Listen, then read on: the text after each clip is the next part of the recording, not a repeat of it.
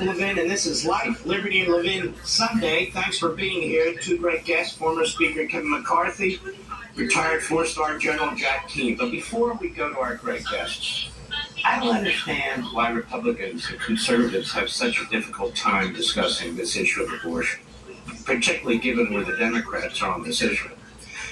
And I understand everybody doesn't agree on this issue. A lot of times it depends on your view of morality and faith, where life begins, and so there's going to be differences of opinion. First, let's set the stage. When the court decided Roe v. Wade, it nationalized the issue of abortion, and not through the legislature or the presidency, but justices of the court, unelected lawyers. That was an abomination. The Constitution says nothing about abortion, and it certainly doesn't give a handful of lawyers the power to impose their moral views and their will in the entire country. Even Ruth Bader Ginsburg, in a sober moment, understood that that was outrageous. Most people who've actually read Roe v. Wade knows it's nothing more than a sociological essay. So the Supreme Court struck it down, something conservatives and constitutionalists, something objective people have wanted for a long, long time, and it's to their credit that they did. And when you strike down an opinion like that, what's left? Well, what's left is the 10th Amendment of the Constitution, federalism. States get to decide a whole bunch of things, the death penalty, criminal law, and of course, before the Roe decision, the vast majority of states were deciding the issue of abortion, where about 30 states allowed it, about 20 states outlawed it, and everything in between. That's what we mean by federalism. You can move to a state, you can stay in a state, depending if you like the conditions in the state. But I would say to my fellow conservatives, since when have we actually controlled the federal government? We don't control it even when we win elections. They've created this massive leviathan. They have judges who will impose their will on the people, whereas our judges, if they're conducting themselves constitutionally, will not. So this idea that there should be a federal law that does this or that is a mistake. We cannot rely on the federal government to protect human life. We cannot rely on the federal government to secure the border. We cannot rely on the federal government to properly provide resources to the United States military. We have to duke this issue out in towns and villages and cities and states across the country. The issue isn't whether we can get a federal law that outlaws abortion. We can't, for two reasons. Number one, if we could have, we would have. Right, Lindsey Graham? We can't. We don't have the votes. In fact, we don't have the support for the majority of the American people for the most part. Number two, the court put the issue back where it was before Roe in the states. So no legislation that seeks to impose its will on a state, no legislation, whether it's from the left, which seeks to nationalize abortion at all levels and for all purposes, or whether it's us that seeks to outlaw it. That's the law. This is a constitutional republic, like it or not. But that doesn't mean the federal government has no role. I said where the states have plenary power, right? The federal government has power on federal land. The federal government has power on interstate commerce, international commerce, federal facilities. And so, with respect to those issues, the federal government remains in charge. But when it comes to things wholly within a state, the state makes those decisions. So our fight has to be a moral fight. Our fight has to be a relentless fight. Our fight has to be not to get the federal government to do X, Y, or Z, which will be held unconstitutional anyway. But if we want to bring litigation, bring it under state constitution. Bring it against state legislatures and so forth and so on. And I don't know of a single Republican state legislature that has outlawed abortion altogether, just so you know, even in the most conservative states. But let's take a look at this, because I don't understand why Republicans are incapable of discussing this. So I'll discuss it. Let's look at the Gallup poll. The most recent one was a very massive poll that they undertook, as did Pew about 6 months earlier, and they're very similar. And this is from about a year or less ago. Most Americans oppose abortion later in pregnancy. Okay, so there's an area where we can save babies' lives. 37% say it should be legal in the second 3 months of pregnancy. 22% say, in the last 3 months. So rather than banging our heads against the wall and trying to do things that are either unconstitutional or simply, as a matter of reality, not going to happen, how about we focus on areas where we can make a difference? The American people broadly are with us on many areas related to abortion and abortion restrictions. The percentage of Americans wanting abortion illegal in all circumstances has fallen in the last several years from 21% to 13%. Women and men hold similar views on the legality of abortion at each stage of pregnancy, with both favoring it in the first trimester and opposing it in the second and third trimesters. Democrats are the only group saying it should generally be legal in the second trimester. Democrats.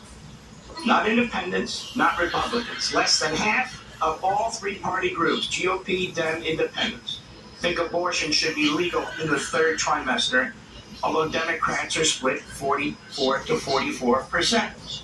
So that's their problem. Now we have Pew. 19% want abortion without any exceptions whatsoever. That is the Biden, Schumer, Pelosi, Sanders position. That is the position of the National Democrat Party. They represent 19% of the population. That is it. They even support partial birth abortion, even though they say they don't. And I'll explain that right now. They proposed a piece of legislation in the Senate. They voted on it when the Dobbs decision was illegally leaked by one of the justices. I believe I know which, but can't say with certainty. They leaked it. So what did the Democrats in the Senate do? They immediately took their bill, rushed it to the Senate floor, where it was defeated 51 to 49. Well, wait a minute. Did they have a majority? Democrats, they did, but it was defeated. Why? Joe Manchin wouldn't go longer. In fact, it was so extreme and radical, even Susan Collins and Lisa Murkowski voted against it, and they are pro-abortion big time. Why? I'm about to tell you what the Democrat Party Biden position is on abortion. It's so extreme. Why Republicans don't use it against them, I will never, ever know. As our friend Tom Chipping wrote at the Daily Signal, he wrote, if it were constitutional, which is not, because the Supreme Court had just ruled that such a law would not be, and could be enacted, the Women's Health Protection Act, that's what they called it, would prohibit and require repeal of 11 categories of abortion regulations, and any that might be, quote, similar, unquote, to them, guaranteeing that the courts would be pulled right back into the abortion business. Now, what does that include? That includes anything that might even, quote, delay some patients, unquote, from getting an abortion. Quote, indirectly, unquote, increase the cost of doing so, whatever that means, or even that necessitates a trip to a doctor's office. The Women's Health Protection Act would also outlaw other measures the Supreme Court has already upheld in the past after Roe. The Women's Health Care Protection Act lists parental involvement laws, notification, and consent among measures that complicate access to abortion services. They would eliminate parental notification if a teenager is pregnant and going to an abortion clinic. 10-year-old, 12-year-old, 15-year-old. That would be outlawed as a matter of federal law. The American people overwhelmingly, 2/3 to 70% support parental notification. The Democrats do not. When all is said and done, the Women's Health Protection Act would retroactively and prospectively prevent any government at any level from enacting or enforcing, quote from the proposed law, any law, rule, regulation, standard, or other provision having the force and effect of that law that conflicts with any provision of their act. The Women's Health Protection Act would prohibit any government anywhere from doing anything that could even potentially reduce the number of abortions from actually taking place. Not only that, it would require every government everywhere to repeal any statutes, regulations, or anything else that may be already on the books that could potentially have that effect. You get my point, conservatives? This law almost passed, 51 to 49. You want federal action? This is the federal action you'll get. Again, I'm not talking about areas, federal enclaves where federal action is in fact constitutionally permitted. I'm talking about the effort to impose a federal law on the whole country. And again, the saving grace is the Supreme Court's decision in Dobbs. It would be unconstitutional. Now, abortion advocates claim the Women's Health Protection Act would merely codify those Supreme Court decisions and the Roe decision, protecting the right to abortion by legislation. It is a lie. It goes far, far, far beyond it. I want to play something for you. You remember Democrat Governor Ralph Northam? He was doing an interview, and he made a statement which should be used in every Republican ad that Democrats are going to try to continue to politically exploit abortion. This is what he said. Go. There was a very contentious committee hearing yesterday when Fairfax County Delegate Kathy Tran made her case for lifting restrictions on third trimester abortions as well as other restrictions now in place. And she was pressed by a Republican delegate about whether her bill would permit an abortion even as a woman is essentially dilated, ready to give birth. And she answered that it would permit an abortion at that stage of labor. Do you support her measure and explain her answer? Yeah, I wasn't there, Julie, and I certainly can't speak for Delegate Tran, but I would tell you, one, first thing I would say, this is why decisions such as this should be made by providers, physicians, and the mothers and fathers that are involved. There are, when we talk about third trimester abortions, these are done with the consent of obviously the mother, with the consent of the physicians, more than one physician, by the way. And it's done in cases where there may be severe deformities, there may be a fetus that's non-viable. So in this particular example, if a mother is in labor, I can tell you exactly what would happen. The infant would be delivered, the infant would be kept comfortable, the infant would be resuscitated if that's what the mother and the family desired, and then a discussion would ensue between the physicians and the mother. So I think this was really blown out of proportion. This is the rational endgame of the Democrat Party's position, partial birth abortion. Isn't it amazing that the press never pushes a Pelosi or a Schumer or a Biden? What is your endgame? What exactly is the position of the Democrat Party on abortion? If it's not the position that was held by every Senate Democrat out of the mansion 2 years ago, which includes abortion, no matter what, at all times, paid for by the American people, without any role for the states. Utterly unconstitutional, but let's put it aside. Let's talk about morality. What exactly is the position, the official position of the Democrat Party? Let me tell you about partial birth abortion, which they say, oh, that rarely happens. Over 10,000 times a year, that's a lot. But even if it happens once, what's the morality of killing a baby? Let me explain it to you. This is in federal law. 18 U.S.C. section 1531b1. The term partial birth abortion means an abortion in which the person performing the abortion, A, deliberately and intentionally vaginally delivers a living fetus, a baby, until in the case of a head is first presented, the entire fetal head is outside the body of the mother, or in the case of breech presentation, any part of the fetal trunk past the navel is outside the body of the mother for the purpose of performing an overt act that the person and knows will kill the partially delivered living fetus, baby. B, performs the overt act other than completion of delivery that kills the partially delivered living fetus. Sounds pretty bad. Now I'll be very specific in real human terms.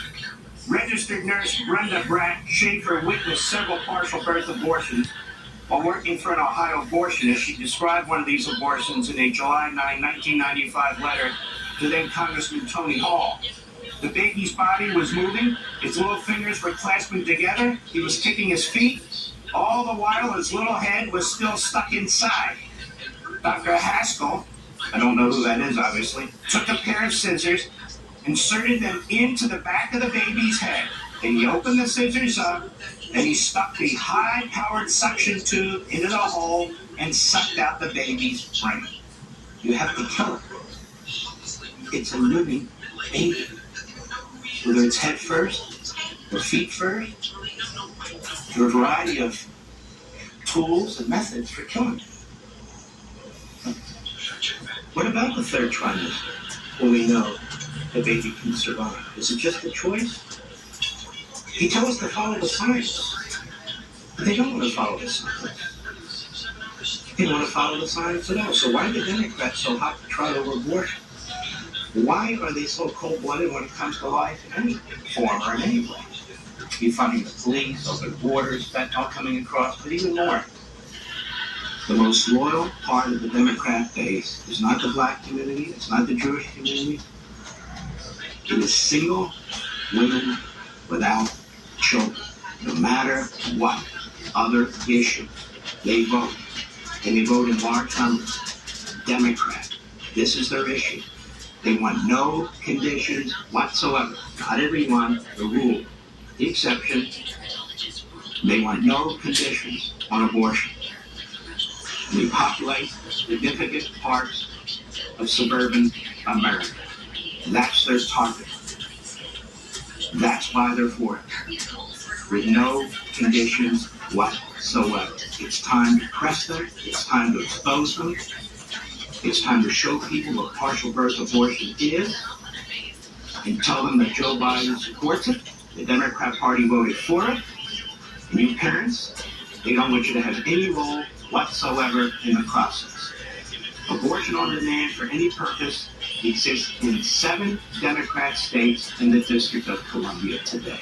Don't tell me it can't happen. We'll be right back.